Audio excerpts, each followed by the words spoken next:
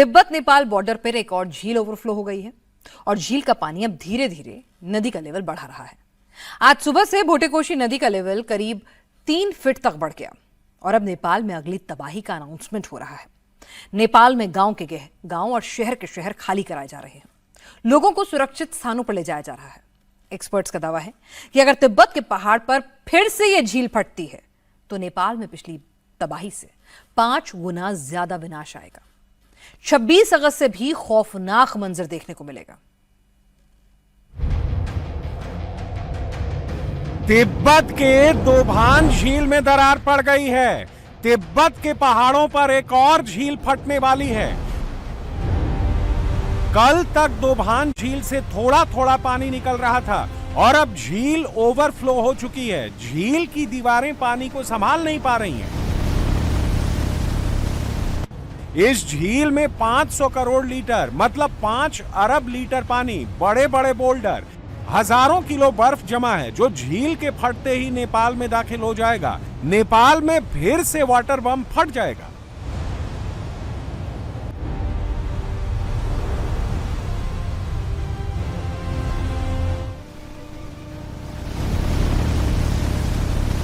नेपाल में पहाड़ से फिर प्रलय आएगा। नेपाल में फिर से जलजला आएगा। नेपाल में इस बार बहुत बड़ी तबाही आएगी। इस बार पिछली बार से कई गुना ज्यादा बर्बादी होगी। पूरे अब के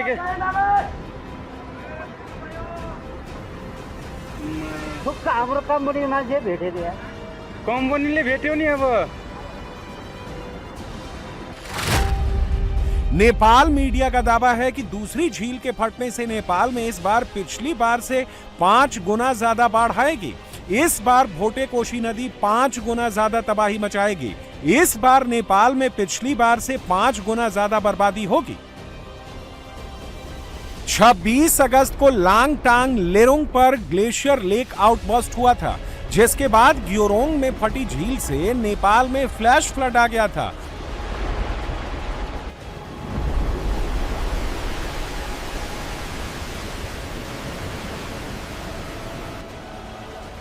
और अब इसी झील से 6 किलोमीटर दूर दूसरी कृत्रिम झील बन गई थी।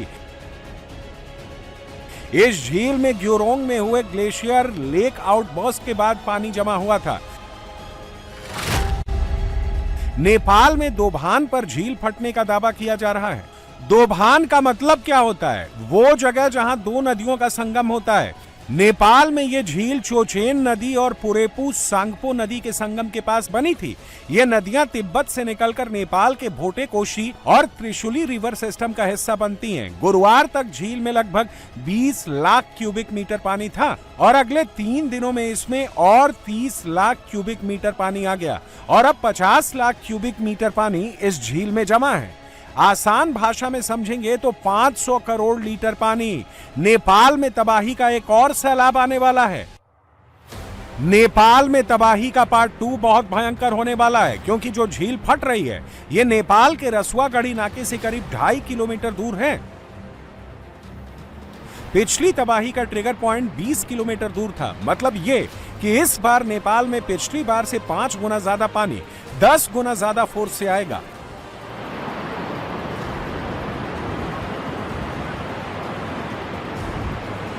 इस बार 100 फीट ऊंची नहीं, इस बार 150, 200 फीट ऊंची लहरें उठ सकती हैं। पिछली बार सैलाब में मलबा घरों में घुसा था। लोगों ने छत पर चढ़कर और पहाड़ों पर चढ़कर अपनी जान बचाई थी, लेकिन इस बार नदी के रौद्र रूप से किसी को भी बचने का मौका नहीं मिलेगा।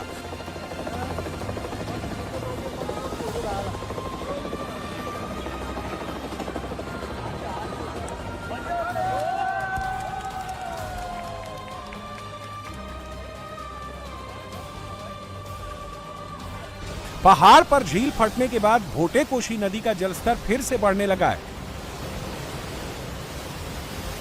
नदी की स्पीड और नदी का पानी दोनों बढ़ रहा है, जिसके बाद नेपाल में लेवल 4 का अलर्ट जारी किया गया है।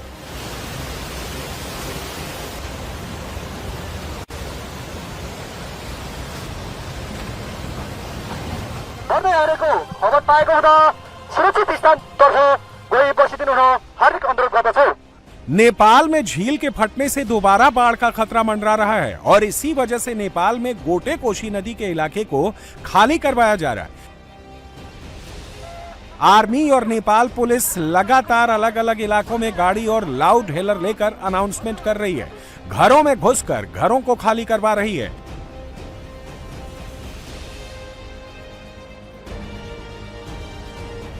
ये जो आप सामने एरिया देख रहे हैं, यहाँ पर इसे ब्लॉक किया गया है और आगे की तरफ जितनी भी दुकानें ओपन हुई थी उन सबको रोका गया है। गाड़ियों की जो आवाजाही है वो बिल्कुल पूरी तरीके से रोक दी गई है। यहाँ पे जो वॉलंटियर्स हैं उन लोगों को कहा गया है कि वो कहीं से भी आगे की तरफ ना जाएं, इन सब लोगों को रोका जाए और इसीलिए नेपाल जो पुलिस के जवान हैं उनकी यहाँ पर तैनाती है। ये जो घर में जो लोग थे वो लोग भी अब यहाँ पर नहीं है क्योंकि उनको भी यहाँ से जाकर सुरक्षित जगहों पे जाने के लिए कहा है। जिस जगह पर हम मौजूद हैं वहां से महज 10 मीटर और 20 मीटर की दूरी पर जो त्रिशूली नदी है वो बहती है, लेकिन डेप्थ बहुत ज्यादा है, करीबन 40 फीट के लगभग डेप्थ है। तो इससे आप अंदाजा लगा लीजिए कि ये सुरक्षित जगह जरूर है, लेकिन यहां से महज 500 मीटर की दूरी पर वो जगह है जहां पर सब कुछ तहस नहस हो गया था। एक बार तस्वीरों के माध्यम से आप समझें, यहां पर जितनी भी दुकानें थी, जितने भी लोग थे, उन सबको बाहर सुरक्षित जगहों पर आने के लिए कहा गया है। उनको कहा गया कि कोई भी अंदर ना जाए। उसके अलावा जो, क्योंकि ये जो मुहाना दिख रहा है आपको, ये जो एंड पॉइंट है, दरअसल इसके साथ में ही यहां से जो पूरा का पूरा तेज बहाव है वो बहता है। जो यहाँ पर दुकानें जितनी भी थी जो खुली थी, आज नॉर्मल डे होने की वजह से और रेस्क्यू एंड रिलीफ चल रहा था, उन सबको बंद कर दिया गया है। बंद करने के बाद लगातार अनाउंसमेंट की जा रही है। जो लोग अंदर थे, चाहे वो यहाँ आए हुए मीडिया कर्मी हो या फिर उसके अलावा जो यहाँ पर जो लोग रहते थे, उन लोगों को सबको बाहर सुरक्षित जगहों पर जाने के लिए कहा है। वो ऊपर की तरफ आपको जो लैंडस्लाइड जोन दिखाई दे रहा है, दरअसल उसके पैच पे जितने भी घर थे उन सबको खाली करवाया गया है। ये यहाँ पर उद्योग, वाणिज्य, पर्यटन, यातायात कार्यालय था, ये इस समय बंद है, ताला लगा हुआ है। ये जो लोगों के घर थे, जैसे तैसे वो अपने घरों से निकल के सुरक्षित और ऊंचाई के एरिया में गए। ये ठीक सामने की तरफ 1, 2, 3, 4 ये 4 मंजिला जो इमारत दिखाई दे रही है, इस इमारत में भी जो लोग हैं वो अब सुरक्षित जगहों पर गए हैं। यहाँ पे कुछ दुकानें जरूर खुली हुई थी, वहां पे लोगों को बोला गया कि वो सुरक्षित ठिकानों पर जाएं, अलर्ट इसलिए जारी किया गया। और उसके अलावा जो जितने भी घर हैं यहाँ पर कुछ लोग यहाँ पर बैठे हुए हैं, क्योंकि यहाँ से और सेकंड लेयर ऑफ सिक्योरिटी आप समझ लीजिए, या ये समझ लीजिए कि इसके आगे जाने की अनुमति किसी और को बिल्कुल भी नहीं है। लोग अब अपना बोरिया बिस्तर समेटकर पहाड़ के ऊंचे इलाकों पर जा रहे हैं। देखिए कैसे नेपाल में वाटर बम की दहशत के बाद भगदड़ मची हुई है। कोई बैग और बिस्तर लेकर जा रहा है, किसी ने अपना सारा जरूरी सामान कंधे पर लाद लिया है, कोई तकिया लेकर भाग रहा है। जान बचाने के लिए जद्दोजहद की जा रही है। ये जो दूसरी झील आप सेटअप की जो हुई है ग्योरोंग के पास तिब्बत रीजन में, क्या सिचुएशन है? जो दूसरी रिसाव कह रहे हैं पानी का हो रहा है, या फिर जहां पे दोबारा से ग्लेशियर बर्स्ट आउट हुआ है, वो क्या सही है? क्या जानकारी है औपचारिक तौर पर आपके पास? नहीं, वो ज्यादा लोग वो ऐसा ही बोल रहे थे। अभी वो ज्यादा जो ग्लेशियर लेक है वो ग्लेशियर लेक से दोबारा थोड़ा बाढ़ का लेवल बढ़ गया है वो नदी में, लेकिन उतना वो ग्लेशियर लेक ब्रस्ट नहीं हुआ है। इसीलिए उतना जितना भी वो रिस्क है उतना ज्यादा रिस्क अभी नहीं है। आर्मी घर खाली करवा रही है, दुकानों पर ताला लगवाया जा रहा है।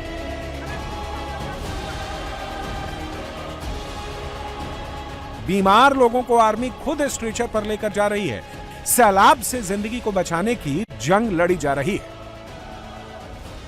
ये जो कॉम्प्लेक्स है, यहाँ पर कॉम्प्लेक्स बंद कर दिया गया है और उसके अलावा ये हालांकि ओपन जरूर था। यहाँ पे जो स्टेट डिजास्टर रिलीफ फोर्स की जो टीम है उनकी यहाँ पर तैनाती है। नेपाल प्रहरी, नेपाल आर्मी, नेपाल पुलिस के करीबन 13,000 के लगभग जो जवान हैं वो चारों तरफ उनको तैनात किया गया है। यहाँ पर जो स्काउट्स हैं उनको तैनात किया गया है। जो यहाँ के स्थानीय लोग हैं उनको भी ये कहा गया है कि वो पूरी तरीके से लोगों की मदद करें। आप लोगों को कहा है कि बाहर की तरफ सुरक्षित जगह पे जाने के लिए, क्योंकि पानी फिर से बढ़ सकता है। हाँ, अभी कहा था।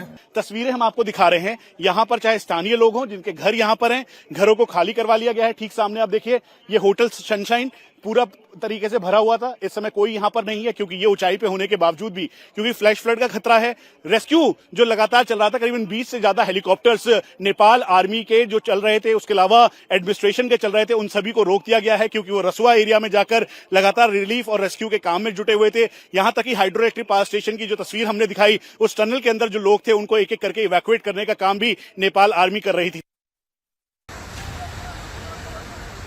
नेपाल में इस बार खतरा बहुत बड़ा है और वक्त बहुत कम है। नेपाल आर्मी का दावा है कि भोटेकोशी नदी का लेवल 3 फीट बढ़ा है और करीब 93,000 लोग खतरे के मुहाने पर खड़े हैं। यही वजह है कि झील की ओवरफ्लो होते ही भोटेकोशी, त्रिशूली और नारायणी नदी के पास के बसे गांव खाली कराए जा रहे हैं। लोगों को नदी से कम 1 किलोमीटर दूर हटाया जा रहा है।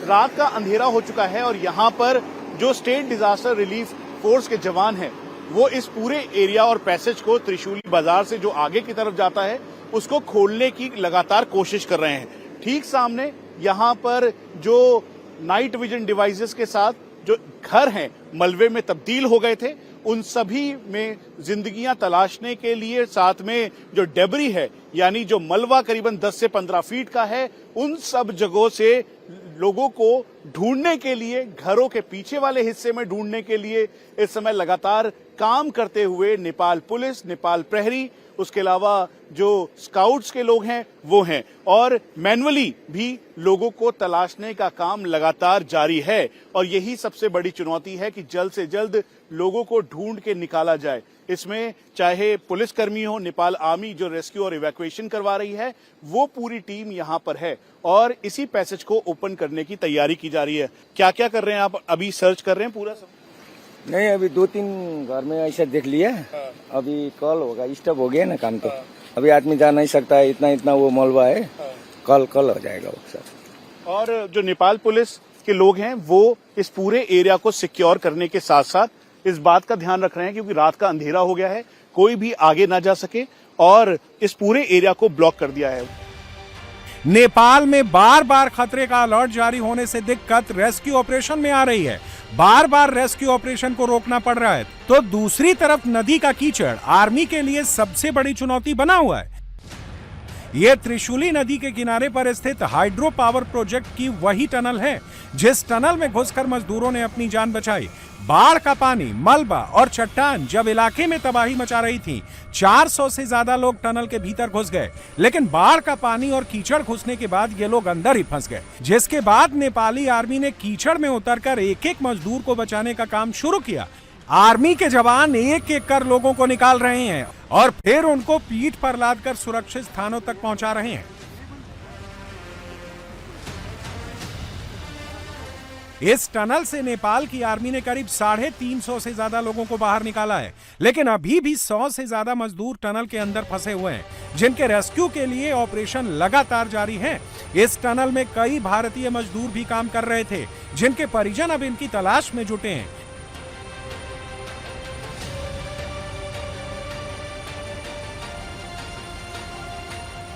आपका बेटा कहाँ पर था, क्या था? हेड्रो पावर सर, हेड्रो पावर में काम करते थे सर। वो आया है 5-6 दिन से फोन नहीं कर रहा है। घर से कल गाड़ी पकड़ के आया है उधर से। एक ही लड़का था हमारा।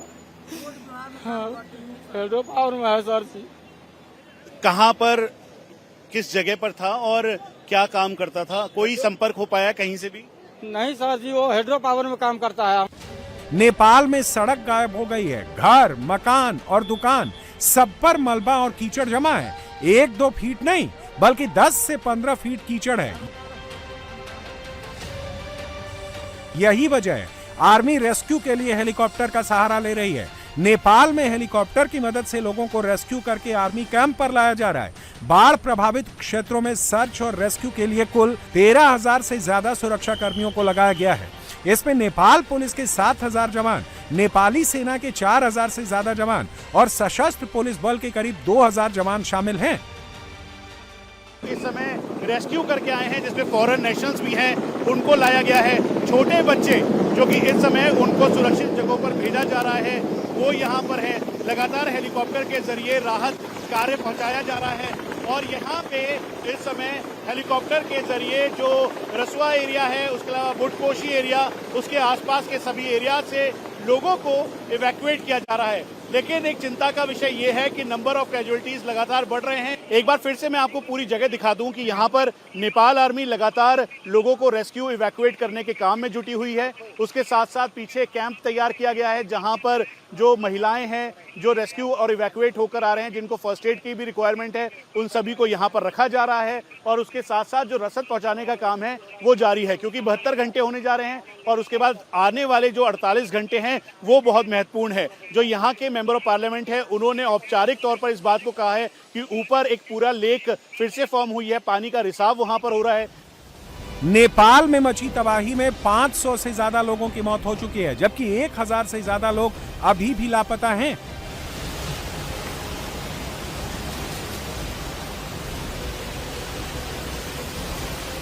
इनमें 290 भारतीय पर्यटक भी शामिल हैं। 26 अगस्त को आई सैलाबी तबाही में किसी का भाई खोया है तो किसी का बेटा पिछले 3 दिनों से लापता लोगों से संपर्क नहीं हुआ है।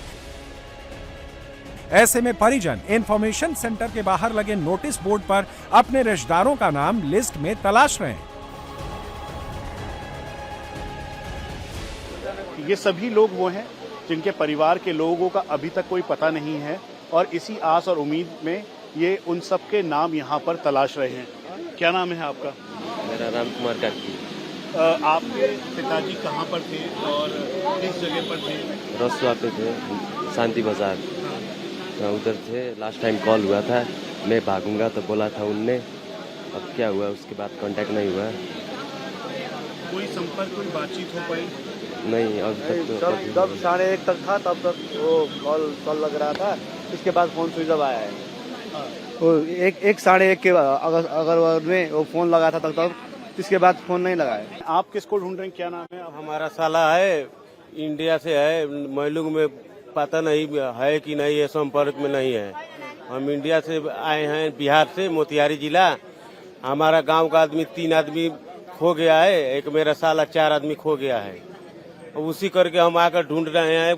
कल परसों से चौकी में नाम दर्ता कराए हैं, सुनवाई अभी तक नहीं हुआ है। इस बीच नेपाल से रेस्क्यू के बाद 21 तीर्थयात्री सुरक्षित लौट चुके हैं। तमिलनाडु के इन यात्रियों से विदेश मंत्री एस जयशंकर ने मुलाकात की है। जयशंकर ने रेस्क्यू अभियान के लिए नेपाली सेना और नेपाल सरकार का धन्यवाद किया। We are still very much focused on contacting all the Indians who are dead. We believe little more than 300. Exact number keeps going up and down. About 315 Indians are still not been contacted. Roughly about 85 Indians have been rescued from various places, including this group of 21 people who have just arrived.